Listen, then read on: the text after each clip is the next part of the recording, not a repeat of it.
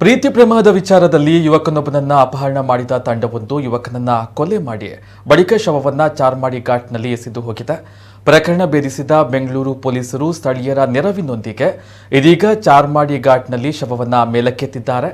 ಬೆಂಗಳೂರು ಯಶವಂತಪುರ ಠಾಣಾ ವ್ಯಾಪ್ತಿಯ ಮತ್ತಿಕೆರೆ ನಿವಾಸಿ 19 ವರ್ಷದ ಗೋವಿಂದರಾಜು ಎಂಬಾತ ಕೊಲೆಯಾದ ಯುವಕನಾಗಿದ್ದಾನೆ. ಕೊಲೆಯಾದ ಗೋವಿಂದರಾಜು ಕುಟುಂಬದಲ್ಲಿಯೇ ಹುಡುಗಿಯೊಬ್ಬಳನ್ನ ಪ್ರೀತಿಸಿದ್ದ. ಇದನ್ನ ಸಹಿಸದಂತಹ ಕುಟುಂಬದ ಅನಿಲ್ ಕುಮಾರ್, ಭರತ್ ಮತ್ತಿತರ ಇಬ್ಬರು ಆರೋಪಿಗಳು ಕಳೆದ ಸೋಮವಾರ ಮತ್ತಿಕೆರೆಯಿಂದ ಗೋವಿಂದರಾಜನನ್ನ ಅಪಹರಿಸಿ ಗೋಪಾಲ್ ನಗರದ ಅಂದರಹಳ್ಳಿಯಲ್ಲಿ ಕೊಲೆಯನ್ನ ಮಾಡಿ ಚಿಕ್ಕಮಗಳೂರು ಜಿಲ್ಲೆಯ ಕೊಟ್ಟಿಗೆಹಾರ ಸಮೀಪದ ಚಾರ್ಮಾಡಿ ಘಾಟಿಯ ಮಲಯ ಮಾರುತದ ಬಳಿ ವಾಹನದಲ್ಲಿ ಶವವನ್ನು ತಂದು ಬಿಸಾಕಿ ಪರಾರಿಯಾಗಿದ್ರು. ಕುಟುಂಬದವರು ಗೋವಿಂದರಾಜು ಕಾಣೆಯಾಗಿರುವ ಬಗ್ಗೆ ಯಶವಂತಪುರ ಠಾಣೆಗೆ ದೂರನ್ನ ನೀಡಿದ್ರು.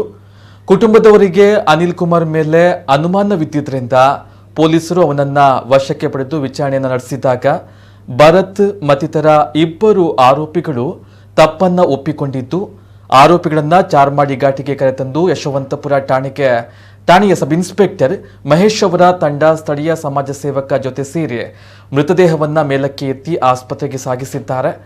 ಚಿಕ್ಕಮಗಳೂರು ಜಿಲ್ಲೆಗೆ ಸೇರುವಂತಹ ಕೊಟ್ಟಿಗೆಹಾರ ಚೆಕ್ ಪೋಸ್ಟ್ ಮತ್ತು ದಕ್ಷಿಣ ಕನ್ನಡ ಜಿಲ್ಲೆಗೆ ಸೇರುವಂತಹ ಚಾರ್ಮಾಡಿಯಲ್ಲಿರುವಂತಹ ಚೆಕ್ ಪೋಸ್ಟ್ಗಳಲ್ಲಿ ಸರಿಯಾಗಿ ತಪಾಸಣೆ ಮಾಡದ ಕಾರಣ ಇಂತಹ ಘಟನೆಗಳು ನಡೆಯಲು ಕಾರಣವಾಗಿದೆ.